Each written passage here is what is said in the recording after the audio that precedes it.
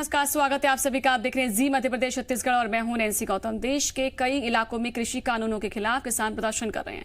नए कानूनों को किसानों के खिलाफ बताया जा रहा है, लेकिन होशंगाबाद के किसानों को इन्हीं कानूनों की बदौलत महज कुछ वक्त में ही न्याय मिल गया और उन्हें इनकी फसल की उचित कीमत मिली। दरअसल दिल्ली की एक कंपनी ने जून 2020 में पिपरिया तहसील के बौखेड़ी और दूसरे गाँव के लोगों से धान खरीदी के लिए कॉन्ट्रैक्ट किया था। शुरुआत में खरीदी भी की गई, लेकिन धान की कीमत 3,000 रुपए प्रति क्विंटल होने पर 9 दिसंबर को कंपनी ने खरीदी बंद कर दी। तो 10 दिसंबर को किसान पुष्पराज पटेल और ब्रजेश पटेल ने एसडीएम पिपरिया से शिकायत की और जिसके बाद एसडीएम ने कंपनी के डायरेक्टर को समन भेजकर पेश होने के आदेश दे दिए। साथ ही कंसोलेशन बोर्ड का गठन किया गया। कंपनी के डायरेक्टर ने बोर्ड के सामने पेश होकर 3,000 रुपए प्रति क्विंटल की दर पर धान खरीदने पर सहमति दे दी। जैसे ही किसान मंडी पिपरिया 2950 हुई और सारे फॉर्चून जो राइस लिमिटेड के लोग थे उनके मोबाइल हो गए बंद। तो मैंने रात में ही माननीय एसडीएम पिपरिया को इसकी सूचना दी और बताया कि ये जो कृषि के 3 अध्यादेश हैं, ये उसका जो पंजाब में किसान लड़ रहे हैं लड़ाई, ये उसका एक छोटा सा उदाहरण आपके विधान उसमें आया है। माननीय एसडीएम ने गंभीरता से उसको लिया और दूसरे दिन उनकी कंपनी की सारी खरीदारी बंद कराई, उनके कर्मचारियों को बिठलवाया और जो हेड है बॉम्बे से उसको बुलवा के उसने लिखित उससे आश्वासन लिया कि 2950 + 50 के रेट से हम जो 9/12 में किसान माल देना चाह रहे थे उनका हम खरीदेंगे। कंपनी को हमने नोटिस जारी किया और जो नए कृषि कानून के तहत हमने सुनवाई की और इसमें कंसोलेशन बोर्ड का गठन करते हुए कंपनी को आदेश किया कि उच्चतम मूल्य जो 2950 और 50 रुपये बोनस 3,000 रुपये की दर से संबंधित कृषकों की धान खरीदी करें। होशंगाबाद में जिन किसानों का जिक्र मोदी, शिवराज और नरेंद्र सिंह तोमर कर रहे हैं, उन तक जी मध्य प्रदेश छत्तीसगढ़ की टीम पहुंची है। ये वो किसान हैं जिन्हें जो कॉन्ट्रैक्ट खेती कर रहे थे और लेकिन दाम ज्यादा होने पर कंपनी ने खरीदी से इनकार कर दिया था। इसके बाद 2 किसानों ने एसडीएम को शिकायत की। कार्रवाई नए कृषि कानून के तहत हुई। एसडीएम ने कंपनी को बढ़े हुए दामों पर ही खरीदी करने का फैसला सुनाया और यहाँ के किसान एमएसपी और नए कृषि कानूनों को लेकर अपनी खास राय रखते हुए नजर आए। उन्नत और आधुनिक तरीके से खेती करने वाले होशंगाबाद के जागरूक किसानों की चौपाल को आप ही सुनिए।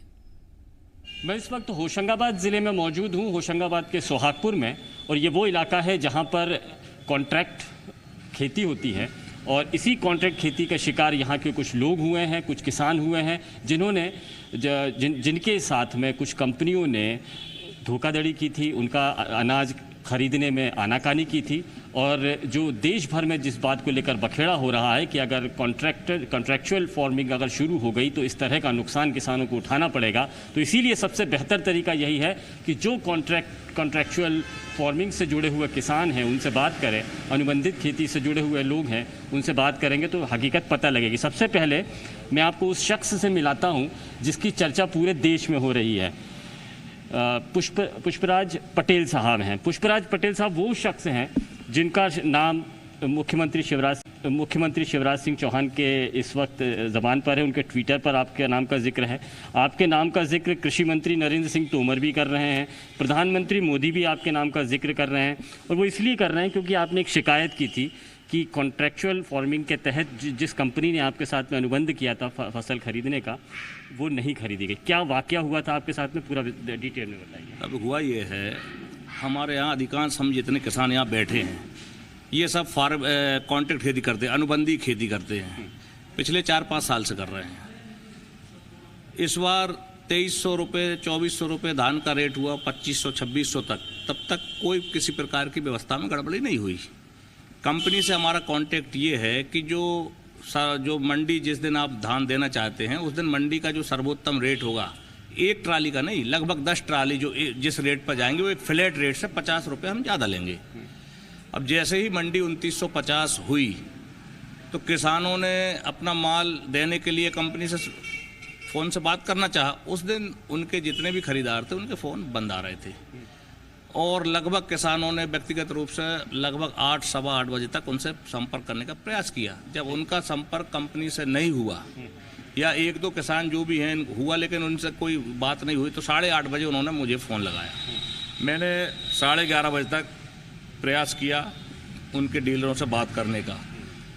11:30 बजे तक जब उनसे बात नहीं हुई तब मैंने माननीय अनुविभागीय अधिकारी महोदय पिपरिया को इस घटना से अवगत कराया और अवगत ये भी कराया कि ये वही घटना है जिसके लिए पंजाब के बॉर्डर, दिल्ली के बॉर्डर पर किसान लड़ रहे हैं। ये अनुबंधी खेती के दुष्परिणाम है, जिसकी पहली घटना आपके पिपरिया में आई है। इसको आप गंभीरतापूर्वक लें। और उन्होंने तत्काल कार्रवाई करते हुए मुझे सुबह बोले आप सुबह आइए, मैं बैठ के बात करता हूँ। सुबह हम लोग गए और फिर मैंने दोबारा दूसरे दिन 10 तारीख को 10-12-20 को करीब 1-1:30 बजे मैंने फिर कंपनी के उससे बात करी। उस दिन उसका फ़ोन चालू हुआ। उसका साफ कहना था कि आज कंपनी आज मंडी 50 रुपये कम गई है, मैं 2900 + 50 में आपका माल खरीदने को तैयार हूँ। मैंने उसको बोला 2900 + 50 की बात नहीं हो रही, 9-12 में जो 2950 + 50 जो आपकी शर्तें हैं उस पर आप खरीदना चाह रहे थे, आपके मोबाइल बंद थे, ये धोखाधड़ी है। आप एसडीएम कार्यालय आइए, हम यहाँ बात करेंगे। वो सिंगोड़ा या सिंगोड़ी गांव में था, उसने आने से मना किया। उसका साफ कहना था आप एसडीएम से बात कर लीजिए, मैं बात कर लूँगा। मैंने माननीय एसडीएम तारीख की घटना बता रहे हैं? ये 10 तारीख की 10 तारीख, यही 10 परसों नरसों। मैंने एसडीएम साहब को लिखित रूप में शिकायत की, ऐसा ऐसा मसला है। अब ये कंपनी वाले, इनका कोई भरोसा नहीं है। जब 2950 में इनके मोबाइल बंद हो रहे हैं, बाई चांस 3100 या 3200 या 3500 अगर दान हो गई तो ये तो नमस्ते ट्रम्प हो जाएंगे। तो आप इन पर जिन बहुत सारे किसानों का अनुबंधी खेती में ये होता है कि 26 तारीख को, किसी का 28 तारीख को, किसी को 8 तारीख को जो माल खरीदा है, कईयों का 10-10 दिन में पेमेंट होता है, कई 12 दिन भी होते हैं। पता नहीं ऐसे कितने किसान हैं जिनका अभी पेमेंट नहीं हुआ है। कहाँ इनका, जहाँ भी इनका दुकान है, जहाँ भी इनका गोदाम है, उसको सील करें, इनको बुलवाया जाए और जो इनका अनुबंध है उसके तहत किसान जो भी 9 तारीख को 9-12-20 को अपनी धान देना चाहते थे, 2950 + 50 में उनके धान दिलवाई जाए, ये निवेदन किया।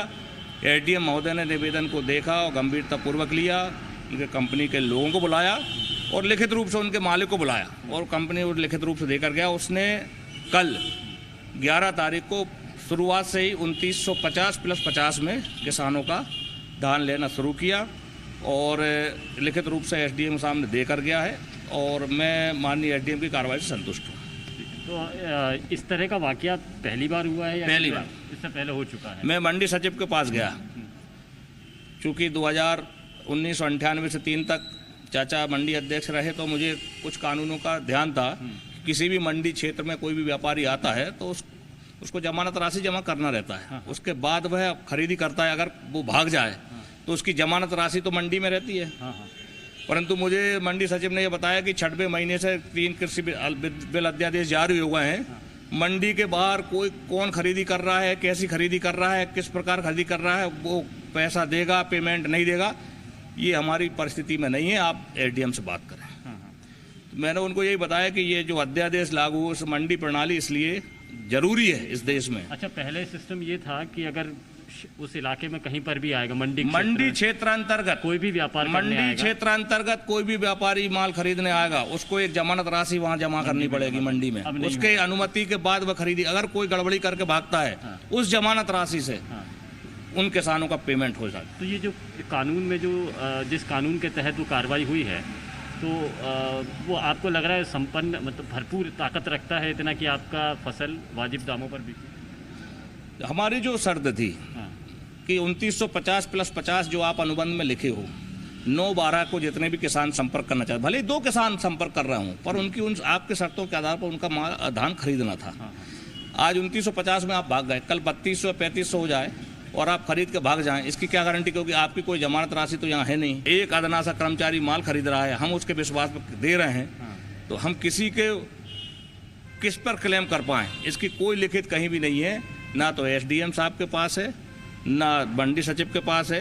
कम से कम इस प्रणाली में ये व्यवस्था हो कि जो भी व्यापारी आता है, भले ही आपने मंडी सचिव से अधिकार छुड़ा लिए हों, परंतु अनुविभागीय अधिकारी को ये अधिकार दिए जाएं कि जो भी व्यापारी आके खरीदी कर रहा है उसकी जमानत राशि उन पर तो हो, ताकि किसान का कल कोई व्यापारी भाग जाए तो किसान का आप पेमेंट वहां से कर सकें। ऐसा कुछ सिस्टम और होना चाहिए और एमएसपी को कानून बनाना चाहिए। और एमएसपी कानून होना, न्यूनतम समर्थन मूल्य कर क्यों रहे हो, उस पर कानून बनाइए कि जो भी व्यापारी मंडी में न्यूनतम समर्थन मूल्य पर खरीदी करेगा उसके विरुद्ध केस दर्ज हो। इसमें बुराई क्या है? एक तो मांगी है अगर नहीं, और आपने जो 3 प्रणाली जारी करी है उसका पहला नमूना आपके पिपरिया में आया, और पिपरिया मध्य प्रदेश में आया, और ये उस प्रणाली के विरोध में आया, इसलिए ये इतनी तत्परता सब हुई। और इतने सारे जो आप सम्मानी लोगों के नाम बता रहे हैं, मैं इस लायक नहीं हूँ कि वो उनके ट्विटर पे मेरे जैसे छोटे से किसान का नाम आए। वो केवल इसलिए आए कि इतना बड़ा आंदोलन चल रहा है और उस बीच में इतनी बड़ी घटना हो गई, और ये उसी आंदोलन से संबंधित हुई है, इसलिए हम जैसे लोगों का नाम आ रहा साहब। अच्छा, आप लोगों का कभी वास्ता ऐसा पड़ा है? आप सभी कॉन्ट्रेक्चुअल खेती होती है, आप लोगों का वास्ता पड़ा है ऐसा? हम खुद, मैं भी किसान हूँ और मैं भी 4 साल से कॉन्ट्रैक्ट खेती कर रहा हूँ। अभी तक हम लोगों के साथ ऐसा नहीं हुआ, और हम तो ये मानेंगे कि इस साल अभी जो घटना हुई है पिछले दिनों में, हमें ये लगता है कि आज जो कृषि कानून भारत सरकार लाई है उसी के कारण इसकी तुरंत कार्रवाई होकर और किसानों के हक में ये फैसला गया है एसडीएम कोर्ट द्वारा। अच्छा, तो ये जो कॉन्ट्रैक्चुअल खेती होती है ये क्या आपको मुनाफा देती है? इसमें आम उस चीज़ों से ज़्यादा कैसे मुनाफा? कॉन्ट्रैक्ट फार्मिंग के विषय में मैं थोड़ा सा आपको बता दूं। मैं 2014 से 2013 में जब धान की खेती शुरू हुई हमारे क्षेत्र के अंदर, तो 2013 में जिन किसानों ने धान लगाई वो 3500, 4000, 3800, 4200 रुपये तक धान बिका। उसको आदर्श मानते हुए यहाँ लोगों ने धान की खेती की शुरुआत की। 2014 से व्यापक रूप से यहाँ खेती शुरू हुई। 2015 से हमारे यहाँ 2015 से कॉन्ट्रैक्ट फार्मिंग की शुरुआत हुई। 2015 में जब कॉन्ट्रैक्ट फार्मिंग हम लोगों ने शुरू की, हमें उसके नियम कुछ भी पता नहीं थे। 2015, 16, 17, 18, 19, 20 6 साल हो गए कंटिन्यू। 6 सालों में आज तक हमारे साथ ऐसी कोई समस्या नहीं आई। हम लोग जो अनुबंध करते थे, हम कंपनी से कभी हमने अनुबंध नहीं किया। हम अनुबंध करते थे जो दुकानदार, जो आड़तिया या जो ट्रेडर्स वहाँ खरीदी करता था या जो हमारे विश्वास में था, हम उन लोगों से अनुबंध करते थे। हमें कंपनी से कोई मतलब नहीं था। हम पेमेंट के लिए उस व्यक्ति को जानते थे जो वहाँ आड़त पे बैठा है या जो दुकान पे बैठा हुआ है। अच्छा, अब एक घटना हो चुकी है आपके साथ, इनके साथ में, तो अब आपके दिमाग में कुछ डर आया है, सुरक्षा आई है, कुछ ऐसी बात हुई? नहीं, डर का तो प्रश्न ही नहीं है। मान लो ये घटना हुई, इस घटना में 24 घंटे के अंदर रिजल्ट आया। वो रिजल्ट इसलिए भी आ गया क्योंकि पूरे देश भर में बवाल मचा है, पहला मामला था यार। वो अभी तक कॉन्ट्रैक्ट फार्मिंग था ही नहीं, कोई नियम ही नहीं था कॉन्ट्रैक्ट फार्मिंग का। अभी जो चल रहा था कॉन्ट्रैक्ट फार्मिंग, ये हवा में चल रहा था। अब कॉन्ट्रैक्ट फार्मिंग होगा, ये नोटराइज होगा। उस दिन एसडीएम साहब ने भी ये बोला कि भाई अभी आप जो अनुबंध बता रहे हैं, ये अनुबंध में कानूनन रूप से मैं सामने वाले के ऊपर कोई भी कार्रवाई नहीं कर सकता, क्योंकि ये कहीं से कोई नहीं कर सकते, मंडी कर सकती थी, कोई भी नोटराइज नहीं है, कोई कुछ नहीं है। तो अभी तो ये सब विश्वास पे चल रहा था, लेकिन ये बिल आने के बाद कॉन्ट्रैक्ट फार्मिंग की जो शुरुआत हुई है, इसके बाद से अब ये पूरा नियम के तहत होगा।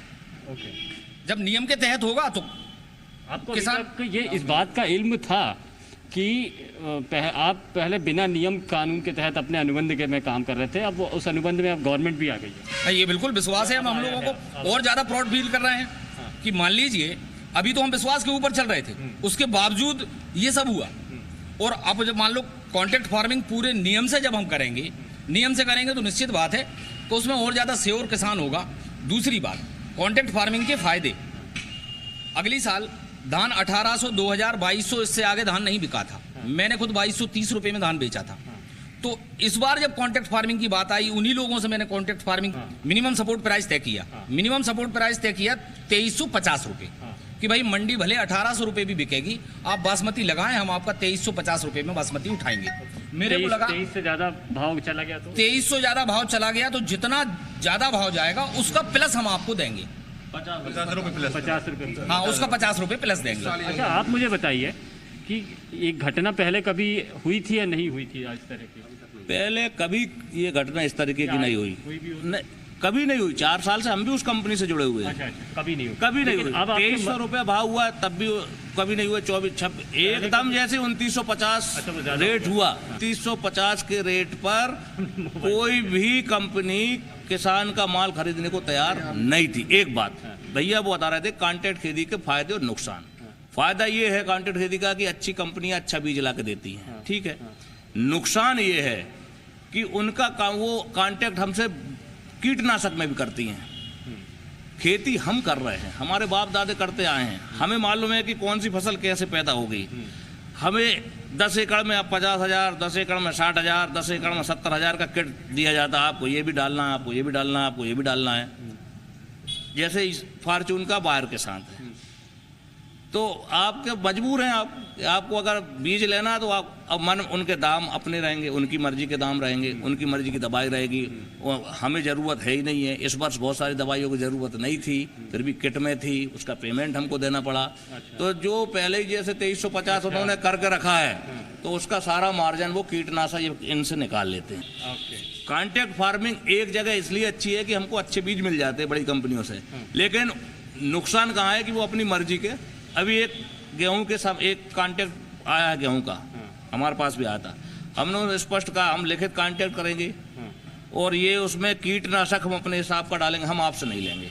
अगर आप इस पर तैयार हैं तो आप हमसे कॉन्टैक्ट करिए। हम 10 का नहीं, हम 50 एकड़ करने को तैयार हैं। किया हुआ या नहीं हुआ कॉन्ट्रैक्ट? 10 एकड़ का किया है और उन्होंने यही किया है कि हम आपको बीज देंगे, आप खाद अपनी तरह की डालें। इस घटना के बाद में क्या सोचते हैं आपकी, क्या कंपनियां आती हैं, बड़ी कंपनियां आएगी तो धोखाधड़ी कर सकती हैं? और घटना के बाद से थोड़ी सुरक्षित महसूस तो करेंगे, सरकार थोड़ी सुरक्षा तो प्रदान करेगी किसानों को, ऐसा महसूस होता है। हम भी कॉन्ट्रैक्ट 2-3 साल से कर रहे हैं। अच्छा, 2-3 साल से। अभी कोई घटना नहीं लेकिन हो रही है। कंपनी से हमारा कोई लेना देना नहीं है। हम जो लोकल के जो हमारे जिनसे हमारा संबंध है, हम उन पे भरोसा करके करते हैं। हम तो एजेंट्स होंगे ना, वो एजेंट्स होंगे। नहीं, हम किसी पर भरोसा करें, कंपनी वालों को हम जानते नहीं, उन पे भरोसा कैसे करें? कंपनी जो परचेसर नियुक्त करती है क्षेत्र में, परचेसर जो नियुक्त करती है, परचेसर के विश्वास के ऊपर ही कॉन्ट्रैक्ट फार्मिंग हो रही है अभी तक। बताइए, परचेसर जो होते हैं, अभी तक क्या था कि हमारे यहाँ पर सुहागपुर ब्लॉक और पिपरिया अलग अलग मंडी में क्षेत्र में आते थे। तो जब जो हमारी ये बायर फॉर्चून कंपनी जो जिससे हम लोगों का टाई अप था, वो यहाँ पर आई थी, तो उसने जब शुरुआत खरीदारी की तो उसमें उसने यहाँ पर हमारी जो सुहागपुर क्षेत्र है वो सेमरी मंडी, सेमरी हरचंद मंडी के अंतर्गत लगता है। तो उसका भी एक जो व्यापारी होता है जो कि रजिस्टर्ड होता है मंडी में, मंडी अधिनियम के अंतर्गत, उसके द्वारा खरीदी की थी और हम लोगों किसानों को भी मंडी की बाकायदा रसीद प्राप्त होती थी। और उन्हीं लोगों को कंपनियां भी क्या है, उन्हीं लोगों को परचेसर नियुक्त करती थी जिसका कि मंडी में रजिस्ट्रेशन हो, ऐसा होता था।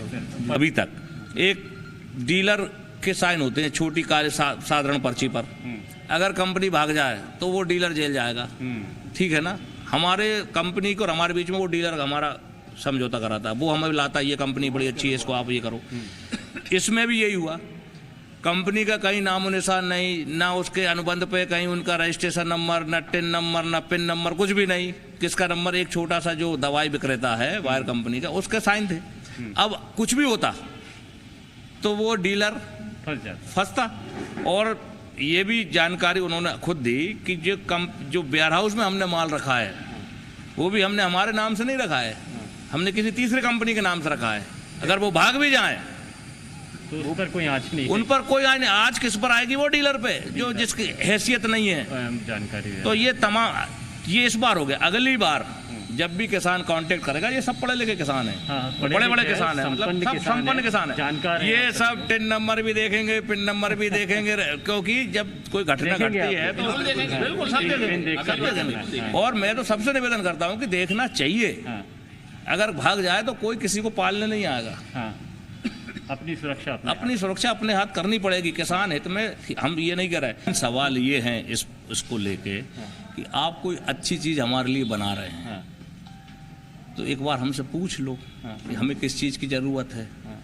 आपने हमारे लिए कोई अच्छी चीज़ बनाई, हमसे पूछे ही नहीं। अब वो हमारे हित में है या नहीं है, उसकी हमें ज़रूरत है या नहीं है।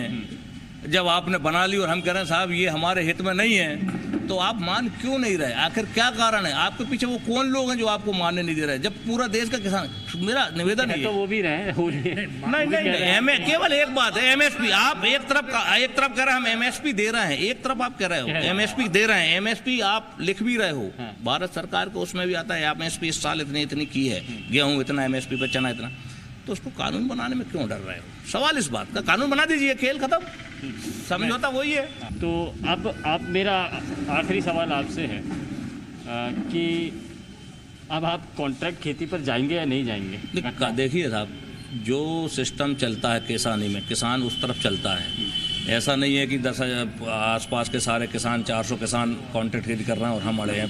हाँ। परंतु कॉन्ट्रैक्ट खेती के गुण और दोष, जैसे मैंने अभी बताया, मैंने गेहूं में कॉन्ट्रैक्ट किया, लेकिन मैंने उसका दोष हटाया कि भाई मैं आपकी कीटनाशक दवाई नहीं लूंगा। भाई खेती हम कर रहे हैं, हमें ज़रूरत है जिस दवाई की, आप दूसरी दवाई भेज रहे हो, ये नहीं चलेगा। तो कॉन्ट्रैक्ट खेती में बीज अच्छा मिलता है, लेकिन हम उनका कीटनाशक उपयोग नहीं करेंगे। सारा मार्जिन कंपनियां कीटनाशक दवाइयों से वसूल लेती हैं। आपको लगता है ये हमारा अच्छे रेट में ले रही हैं, तो पीछे के रास्ते से आपका पूरा मार्जिन वहाँ ले जाती हैं। तो कॉन्ट्रैक्ट खेती भी यहाँ ये दोष है। दूसरा, भाई ये गारंटी ले कि हम मंडी आपका बंद हो या चालू हो, हम तो इस रेट से कम पे नहीं खरीदने देंगे, ये कानून बन जाए, हमें क्या अगर आपत्ति है? क्वालिटी खराब हो गया या ये फसल मंडी खराब है, देखिए, फसल क्वालिटी खराब- रेट होने देखिए, आज भी मंडी में ये प्रणाली है कि कोई ट्राली में ऊपर माल कुछ रखा है। कल मैं मंडी गया था परसों, आप पता करिए 10 तारीख को एक किसान का एक आया, उसने ऊपर माल कुछ रख के लाया, नीचे कुछ कहीं के पंडित जी का माल था। मंडी सचिव के पास वो मामला आया, उन्होंने कहा नहीं, ये आपका ये माल अलग है, ये माल अलग है। वो अधिकार मंडी सचिव को रहता है। हमारा ये कहना है कि यदि किसान से कंपनी का यदि रिटर्न कॉन्ट्रैक्ट, जैसा कि उसमें एक क्लास दिया है, यदि रिटर्न कॉन्ट्रैक्ट होगा तो किसान किसी भी हालत में उसके ऊपर क्लेम कर सकता है, क्यों नहीं कर सकता? पर यदि रिटर्न कॉन्ट्रैक्ट नहीं होगा तो कैसे होगा?